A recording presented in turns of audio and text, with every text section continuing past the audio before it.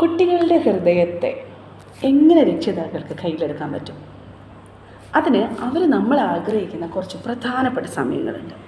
ആ സമയങ്ങളിൽ നമ്മൾ അവൈലബിളായിരിക്കുക എന്നുള്ളതാണ് എളുപ്പവഴി. അത് ഇതൊക്കെയാണ് നോക്കാം. രാവിലെ എഴുന്നേൽക്കുമ്പോൾ നമ്മുടെ ചിരിച്ച മുഖത്തോടെയുള്ള അവരുടെ ഒരു സ്വീകരണം, അവരോടുള്ള ഒരു സ്വീകരണം, അത് അവർക്ക് ആ ദിവസം മുഴുവൻ എനർജറ്റിക്കായിട്ടിരിക്കാനായിട്ട് അവരെ സഹായിക്കും. അച്ഛനായാലും അമ്മയായാലും രാവിലെ എഴുന്നേൽക്കുമ്പോൾ എഴുന്നേക്ക്, എത്ര നേരമായി, ഇങ്ങനെ ശകാരിക്കാതെ എൻ്റെ മോളെ എഴുന്നേറ്റോ, എൻ്റെ കുഞ്ഞ് എഴുന്നേറ്റോ, എൻ്റെ മോനെ എഴുന്നേറ്റോ എന്ന് വളരെ എനർജറ്റിക്കായിട്ട് വളരെ സന്തോഷത്തോടെ അവരെ സ്വീകരിച്ചു കഴിഞ്ഞാൽ അവർക്ക് വലിയ സന്തോഷമാവും.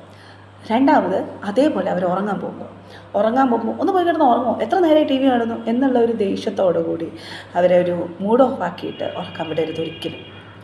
അവർ വഴക്ക് കൂടിയിരിക്കുകയാണെങ്കിൽ അല്ലെങ്കിൽ അവർ സങ്കടപ്പെട്ടിരിക്കുകയാണെങ്കിൽ അവരോട് കഥകൾ പറഞ്ഞ് അവരോടൊരു 10 മിനിറ്റ് അവരോടൊപ്പം സ്പെൻഡ് ചെയ്ത് ചിരിച്ചുകൊണ്ട് അവരുടെ റൂമിൽ ചെന്ന് പറ്റുമെങ്കിൽ അവരോടൊപ്പം കിടന്ന് അവർ ഉറങ്ങുന്നത് വരെ വെയിറ്റ് ചെയ്യുക. അല്ല എങ്കിൽ നമുക്ക് വേറെ കാര്യങ്ങളുണ്ട്, അല്ലെങ്കിൽ അത്യാവശ്യം നമുക്ക് അത്ര നേരം ഇരിക്കാൻ പറ്റുന്നില്ല എങ്കിൽ അവരെ കിടത്തി സെക്യൂറാക്കി നല്ല കുറച്ച് പാട്ടുകൾ നമുക്ക് ആ റൂമിൽ സെറ്റ് ചെയ്ത് കൊടുക്കാം. താരാട്ട് പാട്ടുകളോ അല്ലെങ്കിൽ നല്ലൊരു മൂഡ് ക്രിയേറ്റ് ചെയ്യുന്ന യൂട്യൂബിലൊക്കെ നമുക്ക് നല്ല നല്ല മ്യൂസിക്കുകൾ കിട്ടും, അത് പ്ലേ ചെയ്യാം. നമ്മൾ ഏത് രീതിയിലാണോ ഏത് രീതിയിലുള്ള പ്രാർത്ഥനയായാലും അവരെ അത് ശീലിപ്പിക്കാം.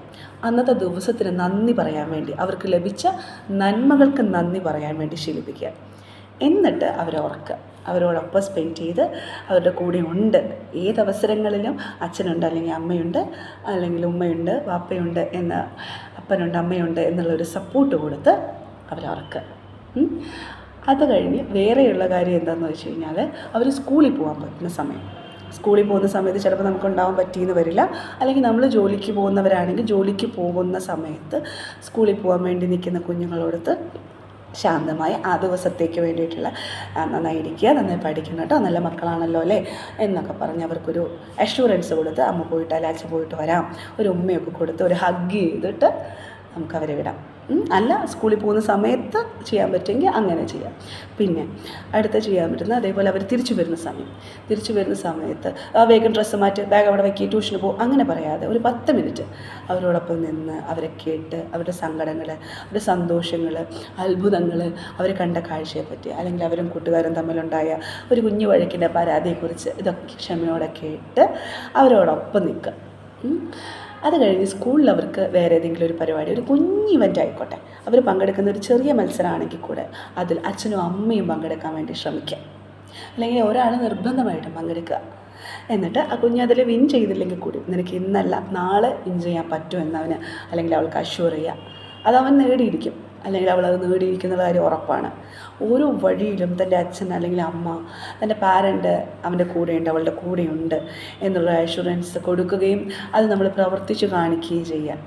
ഈ സമയങ്ങളിൽ പ്രത്യേകിച്ചും മറ്റുള്ള സമയങ്ങളൊന്നും വേണ്ട എന്നുള്ളതല്ല, അവരെ പ്രചോദിപ്പിക്കുകയും അവരെ മോട്ടിവേറ്റ് ചെയ്യുകയും ചെയ്യുന്ന ഏത് പാരൻറ്റിനോടൊപ്പവും കുട്ടികൾ ചേർന്ന് നിൽക്കും. അവരുടെ ഹൃദയത്തിൽ നമ്മൾ പ്രതീക്ഷിക്കുന്നതിലും വലിയ ഒരു സ്ഥാനം നമുക്ക് നേടിയെടുക്കാനും പറ്റും. ഇതിലൂടെ ആ സമയം സ്പെൻഡ് ചെയ്യുമ്പോൾ നമ്മളറിയാതെ നമ്മുടെ ഉള്ളിലും ഒരു സന്തോഷം ഉണ്ടാവും. അവരും നമ്മളും തമ്മിലുള്ള അകലം കുറയുകയും ഒരു വല്ലാത്ത ആത്മബന്ധം ക്രിയേറ്റ് ചെയ്യാനും സാധിക്കും. നിങ്ങൾക്ക് എല്ലാവർക്കും അത് സാധിക്കട്ടെ കേട്ടോ. Thank you.